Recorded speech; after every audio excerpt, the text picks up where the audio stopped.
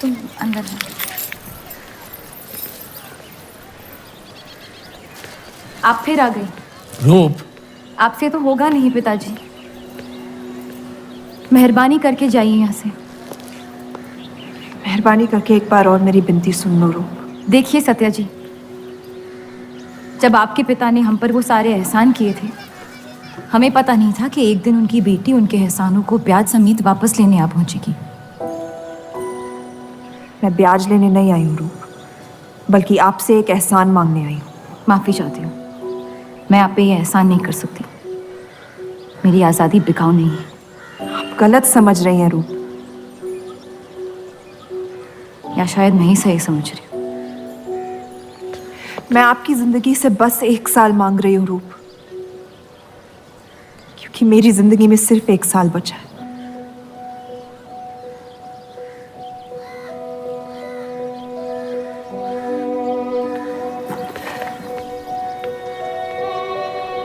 एक बार ठंडे दिमाग से सोच लो बेटा। वो बस यही चाहती है कि 1 साल के लिए तुम उन लोगों के साथ रहो। इसमें क्या नुकसान हो सकता है? एक बार चली गई तो कभी नहीं लौट पाऊंगी पिताजी। सत्या अच्छी औरत है। उन्होंने हमसे वादा किया है कि तुम्हारी बहनों का शादी होने तक ख्याल रखेंगे। इसीलिए पढ़ा लिखा के बड़ा किया था कि एक दिन सही दाम पे बेच पाऊं मुझे। रूप, कौन बाप अपनी बेटी को हुस्नाबाद जाके किसी अनजान घर में बगैर किसी रिश्ते के रहने पे मजबूर करता है? अगर हम जिंदगी भर लोगों के घर जा जाकर शास्त्रीय संगीत सिखाए ना, तब भी तुम्हारी और तुम्हारी दोनों बहनों की शादी नहीं करवा पाएंगे। और एक बड़ी बहन होने के नाते तुम्हारा ये फर्ज है। हम जबरदस्ती नहीं कर रहे हैं बेटा। सत्या को हम बचपन से जानते हैं। वो हमसे बेहतर तुम्हारा ख्याल रखेंगे। बाकी फैसला तुम्हारे हाथ में।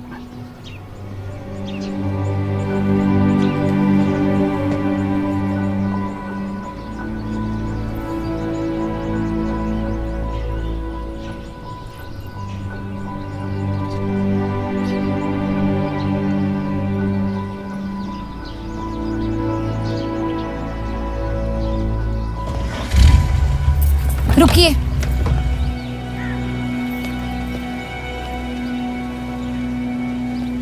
चलूंगी मैं आपके साथ, लेकिन मेरी एक शर्त है। आपके पति को पहले मुझसे शादी करनी पड़ेगी। मैं उस घर में सिर्फ आपके पति की पत्नी बनकर आऊंगी, उपपत्नी। रूप, मैं बस इतना चाहती हूँ कि जब तक मैं जिंदा हूँ आप मेरे पति को जान लो, समझ लो, ताकि आपके गुजरने के बाद आपके पति मुझसे शादी कर ले। कैसी पत्नी है आप? और अगर एक पल के लिए मैं आपके इस पागलपन में शामिल भी हो जाऊं, तो इस बात की जमानत कौन देगा कि आपके गुजरने के बाद आपके पति मुझसे शादी कर लेंगे? किसी भी वजह से अगर उन्होंने मुझे घर से निकाल दिया तो फिर कहाँ जाऊंगी मैं? क्या होगा मेरा? ये सब जानने के बाद कौन अपनाएगा मुझे? सोचा है आपने? मैं वादा वादा? जब आप ही नहीं रहेंगी तो आपका वादा निभाएगा कौन? तू शादी किए बगैर मैं उस घर में नहीं जाऊंगी।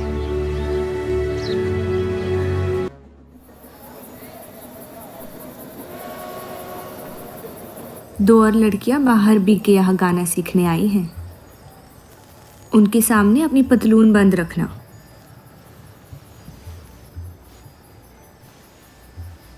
पता है, सारी हिंदू लड़कियां अमृतसर जाने की बात कर रही हैं। आप एक बार अब्दुल से बात कर लें, काफ़ी नाराज़ हैं। उस देव चौधरी ने लंदन से आते ही बंटवारे के खिलाफ आर्टिकल लिख दिया है। आज दूसरी शादी की उसने, दूसरी बीवी घर लाया है और लोग मुसलमानों को बदनाम करते हैं। देव चौधरी? हाँ मेरी जान, देव चौधरी। उसकी बीवी मर रही है और उसकी आखिरी ख्वाहिश थी कि देव दूसरी शादी कर ले।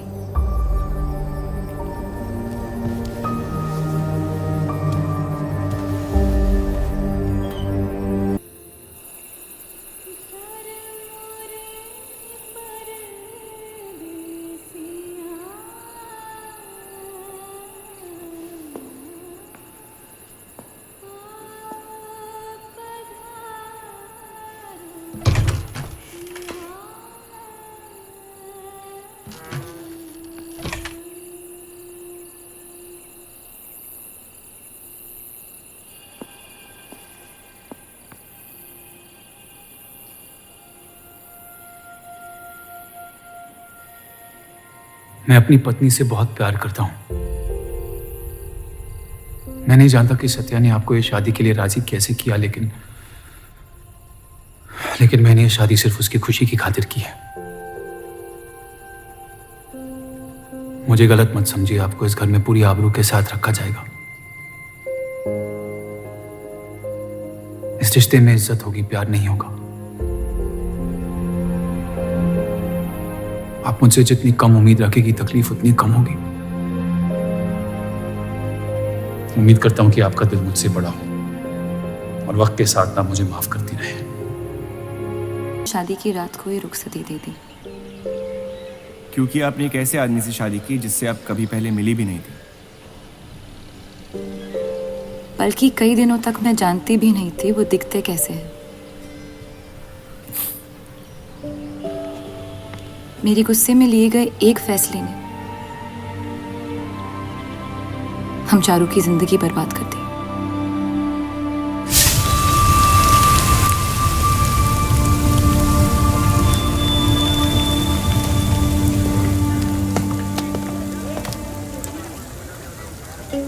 ऐसे जफर मियाँ, अगर आपको अपनी तलवारों से इतना ही इश्क है तो लोहारों की लड़ाई में शामिल क्यों नहीं हो जाते?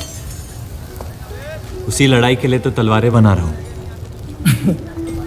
बस इन्हीं तेज जुमलों से ना जीरा मंडी की औरतों के दिल काट रखे हैं आपने। कल मीटिंग में क्यों नहीं आए? एक और दिल कटने का इंतजार कर रहा था, उसे तोड़ना नहीं चाहता था।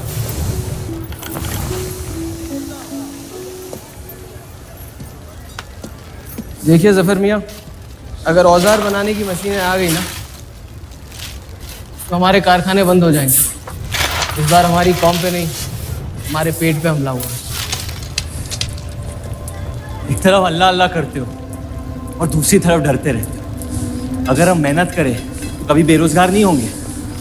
और रही आपके आवाम हक पार्टी की मीटिंग और बंटवारे की बात, तो मैं हरामी। मुझे खुद के अब्बा ने उनका नाम तक नहीं दिया। जो आदमी अपने हक के लिए नहीं लड़ा, वो आवाम के हक के लिए क्या लड़ेगा? चलिए छोड़िए।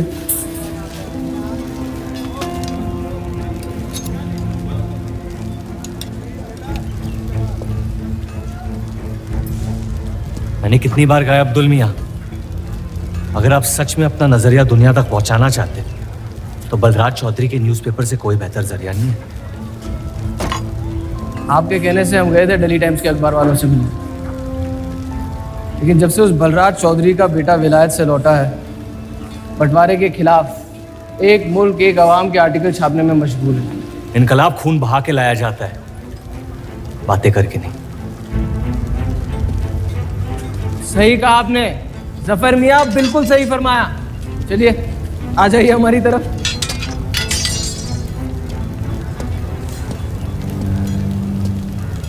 गलत ना समझे मुझे, भाई है आप मेरे, जान दे सकता हूँ, लेकिन सिर्फ आपके लिए। बस मुझे इन चौधरियों के मसलों से दूर रखिए अब अब्दुल मियाँ।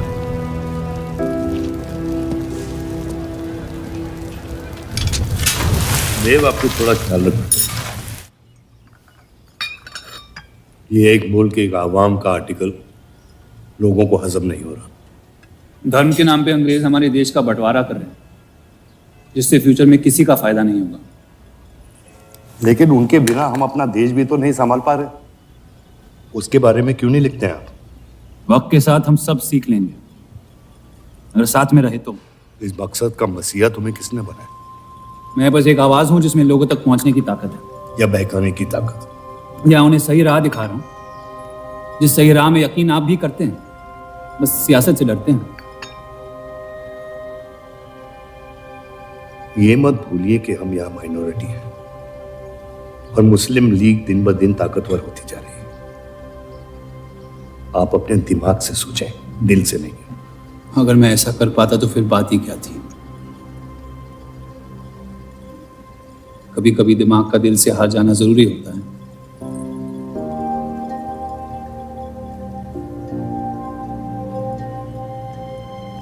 क्या हुआ सरोज? रूप कहाँ है? वो नीचे नहीं आना चाहती।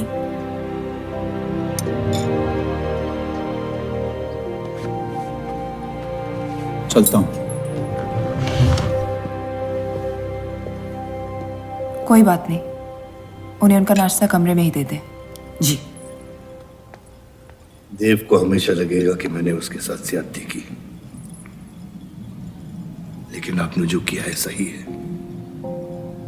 जिंदगी पर भरोसा रखिए, उसने जो उलझाया है वही खुद सुलझाएगी।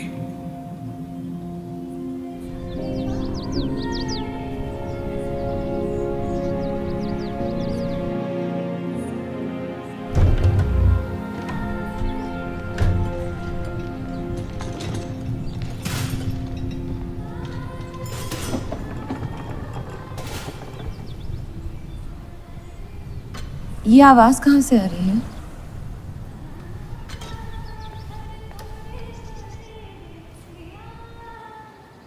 बहार बेगम की हवेली से। किसी जमाने में हुस्नाबाद की सबसे मशहूर मुजरे वाली हुआ करती थी, लेकिन फिर उन्होंने नाचना छोड़ दिया।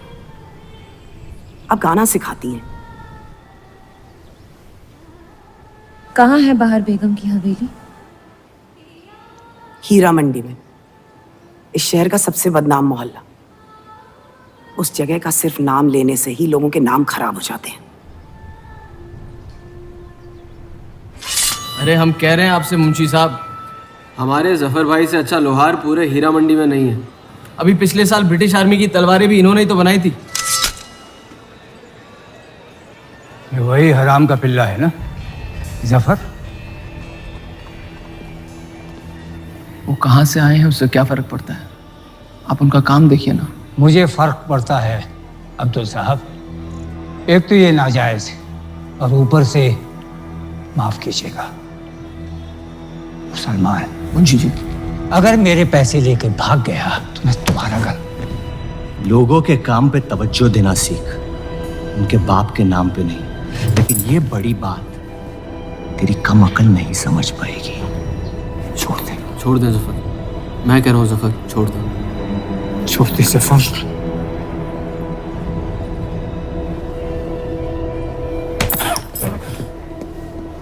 जफर! बुनियाद तो है नहीं इन लोगों में। अरे एहसान मान हम लोगों का, जो तुझ जैसे हरामियों को अपने मोहल्लों में रहने देते हैं। एक तो ये हमारी वजह से हीरा मंडी में पड़ रहे हैं, और ये क्या कर रहे हैं? कचरा बढ़ा रहे हैं, कचरा।